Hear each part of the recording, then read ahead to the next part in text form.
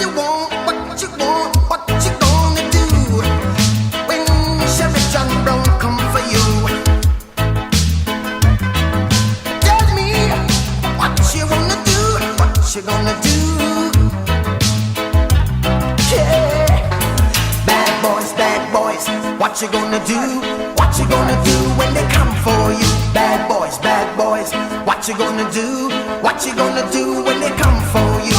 When you were 8 and you had bad traits, you go to school and learn the golden rule. So why are you acting like a bloody fool? If you get hot, then you must get cool. Bad boys, bad boys.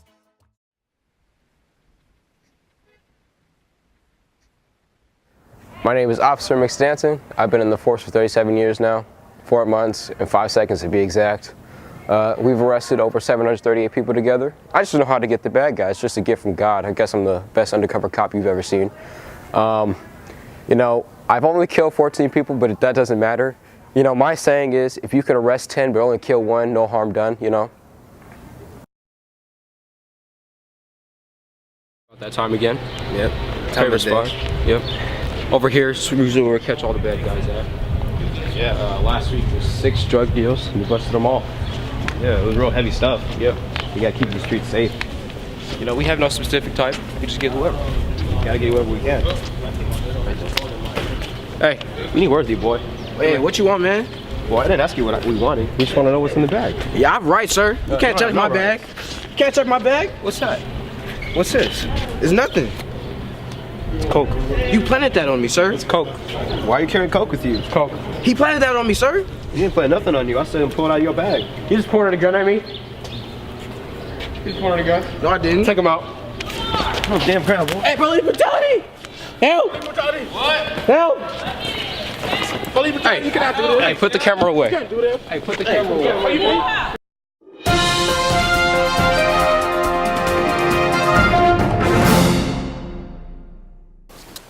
Breaking news, pioneers. Another case of what some may call police brutality has occurred. We have acquired exclusive eyewitness footage of this incident. What you are about to see may shock you. Hey, Police Brutality! Help! Police Brutality! What? Help! Police Brutality, you cannot do this. You can't do this. Hey, put the Hey, camera put the away. camera away, You boy. can't. Are you can't do this? No. You ain't supposed to film. Police Brutality. Hey, I got your badge number. Hey, come on, Tyrone. Come on, Tyrone.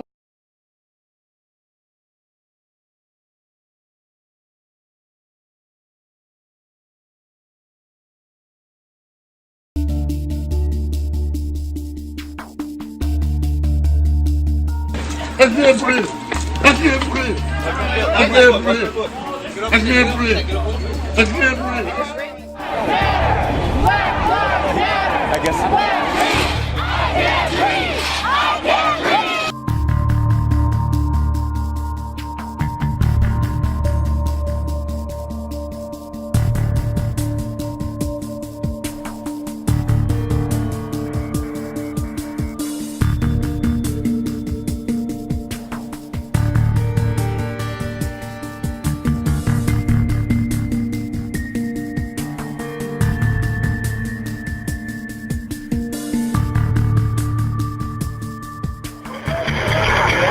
The guy keeps pulling in his hours. It's probably fake, but you know what?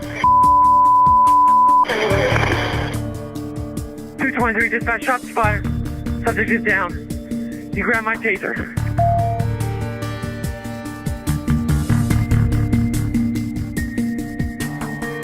That boy's leg looks broke. His leg broke and y'all dragging him like that.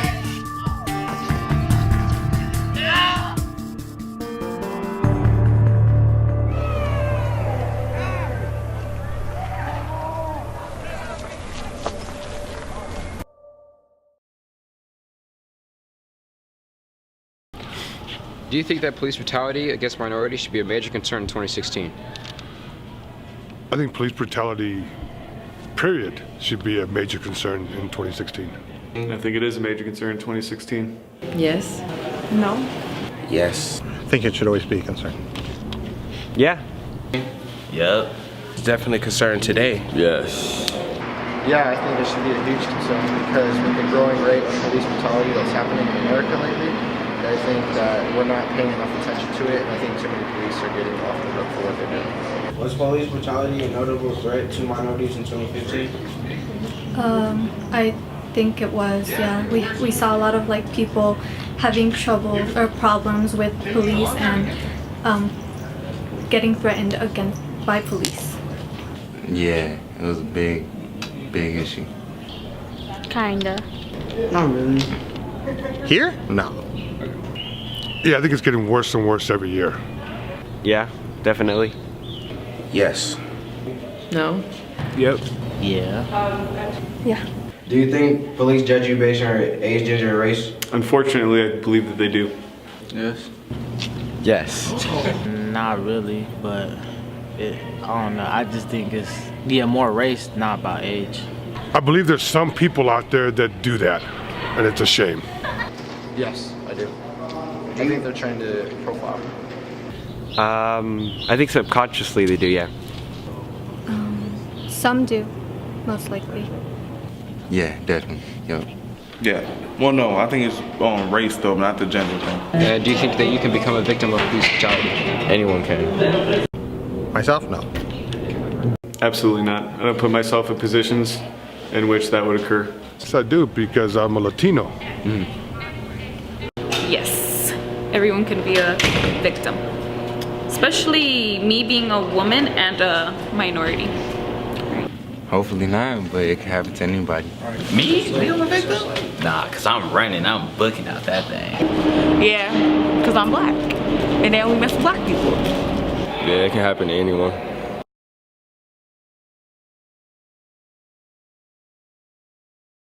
Let me finish tonight with what events like those playing out right now in Ferguson, Missouri used to bring out in our politics. Two very different, very clear sets of reactions that broke very predictably along ideological lines.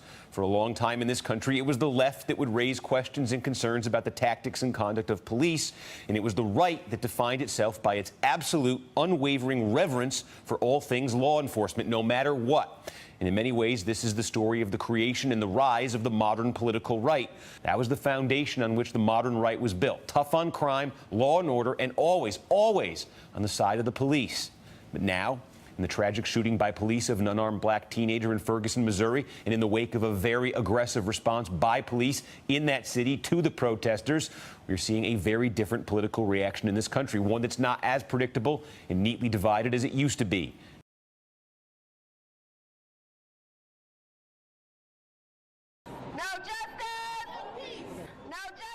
It was a loud cry heard around the country in 2015. Thousands of Black Lives Matter supporters demanding sweeping changes to the nation's criminal justice system. The movement has been gaining support over the past 2 years, following a series of high-profile police encounters that led to the deaths of unarmed African Americans. Activists say they want to end what they describe as police brutality and racial discrimination in mostly black neighborhoods. Black Lives Matter member Dennis Rodriguez says the movement is growing. They open our eyes to everything. They help us understand that while we may not be seen as human or powerful currently, that the fruits of our labor will soon come.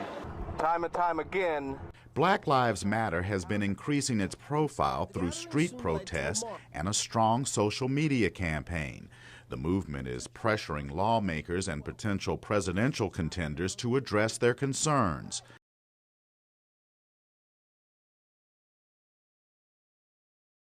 Hi, everybody.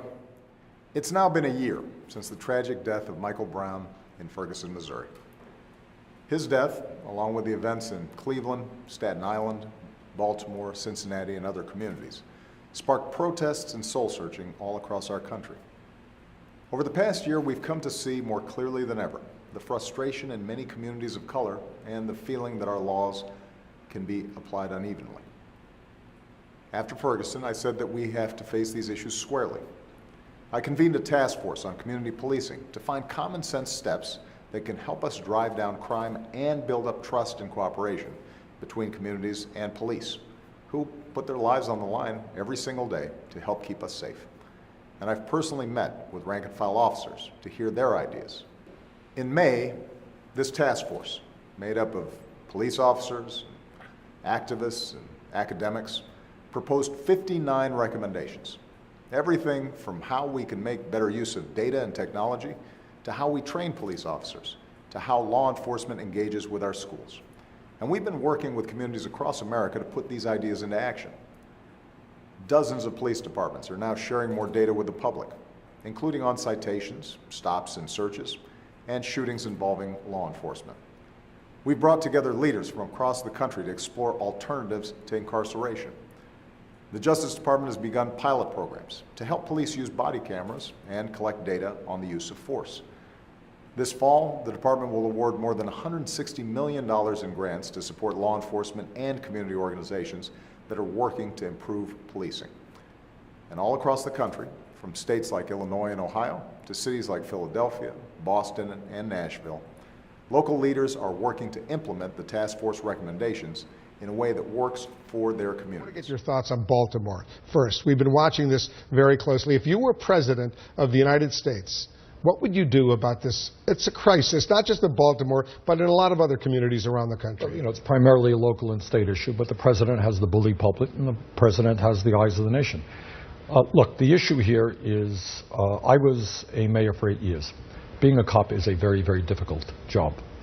But the word has got to get out that when police act inappropriately, and of course in this case there has to be a thorough investigation, but for too many years, too many mostly black suspects have been treated terribly and in some cases murdered. That is unacceptable. And police officers have got to be held accountable for their actions. Second of all, in the neighborhood where this gentleman lives, as I understand it, the unemployment rate is over 50%. Over 50%. What we have got to do as a nation is understand that we have got to create millions of jobs to put people back to work, to make sure that kids are in schools and not in jails. So short term, we've got to make sure that police officers have cameras. We've got to make sure that we have real police reform so that suspects are treated with respect. Long term, we've got to make sure that our young people are working, they're in school, they're not hanging out on street corners. So as president, though, what do you do? I mean, how do you fix those problems? We've been hearing about those problems, as you and I know, for decades. Along with John Conyers of Michigan, I've introduced legislation which would create 1 million jobs for young people in this country in some of the hardest pressed areas of America. Real unemployment is a serious problem in this country. We've got to put our people back to work. I think the federal government has got to work with state and local governments to make sure that we move toward in Burlington, Vermont, when I was the mayor, we called community policing, where police are perceived as part of the community, the good guys.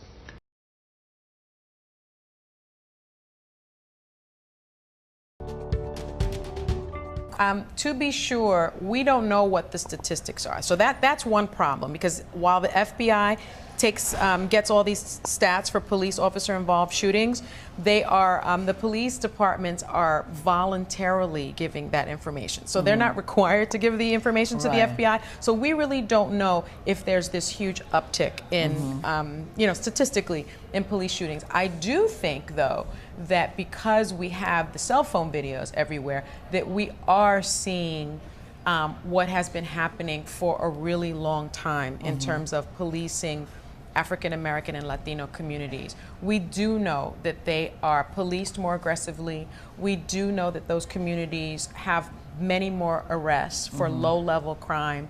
And we do know that police officers are more apt to shoot African American and Latino men rather than when there's a white perpetrator. So it's a big problem.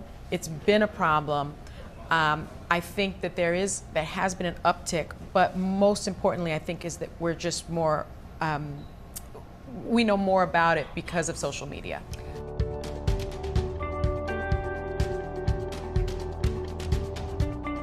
Armstrong Williams says the people and executives at national news outlets ultimately make decisions about what gets covered. The reality is, in mainstream media, the executive suite looks just like the Ferguson Police Department. So one of the problems when you have media coverage is how you cover it and what are the perspectives. But if viewers sat glued to their seats to watch the event unfold in Ferguson, why wouldn't they do the same for a shooting of an unarmed man in another city, regardless of race? The national media largely ignored that a minority police officer in Utah shot and killed Dylan Taylor, an unarmed 20-year-old man who reportedly was half white and half Latino. Police will only say the officer was non-white. That came just days after Darren Wilson, a white officer in Ferguson, shot and killed Michael Brown, an unarmed black teenager. What made the difference? The demographics are not the same. This is not a community where there has been a long-held perception by the majority that they are being policed or occupied by the police force. Journalism professor John Watson believes the media would cover more police shootings, including the one in Utah, if the racial profile matched Ferguson, a white officer and a black teenager. On Fox, as America waits for a decision on whether a Ferguson, Missouri police officer will be charged in the shooting death of an unarmed teenager, a San Antonio group is coming together to talk about how violence and police brutality have affected our community. Aaron Nichols joins us live downtown from the Bexar County Courthouse to explain what the group is demanding from local officials tonight. Aaron? Robert and Elisa, the group known as Sananto Cop Watch protested peacefully here outside the Bexar County Courthouse. They say they want to stand in solidarity with the people in Ferguson, Missouri, and shed light on police brutality here in San Antonio. Basically, we're here to organize the city in response to all the police brutality around the country, as well as our own personal tragedies.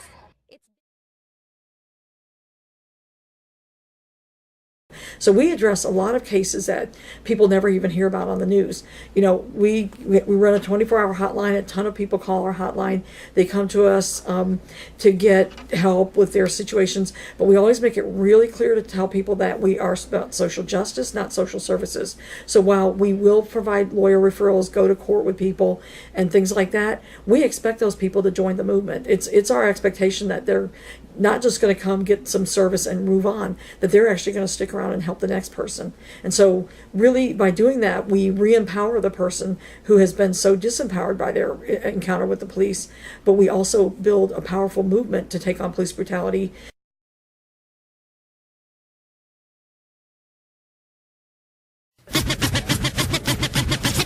Was shot by a police officer. It was there for hours, uncovered, and a crowd, you'll see them, gather around and they'll start to respond. And they picked them up and threw them up in the paddy wagon. This is the corner of Baker and Mount Street. This is a block from where Freddie Gray was arrested. For instance, when somebody is killed, we have to bring up, their clean criminal record or the fact that they wanted to go to college and all these different things. But you've never heard anybody say, police coming straight from the underground. A young got it bad cause I'm brown. And not the other color, so police think they have the authority to kill a minority. That cause I ain't the one for a punk motherfucker with a badge and a gun to be beaten on. And thrown in jail, we can go toe to toe in the middle of a cell. With me cause I'm a teenager with a little bit of gold and a pager. Searching my car, looking for the product. Thinking every is selling narcotics. You rather see me in the pen than me and Lorenzo rolling.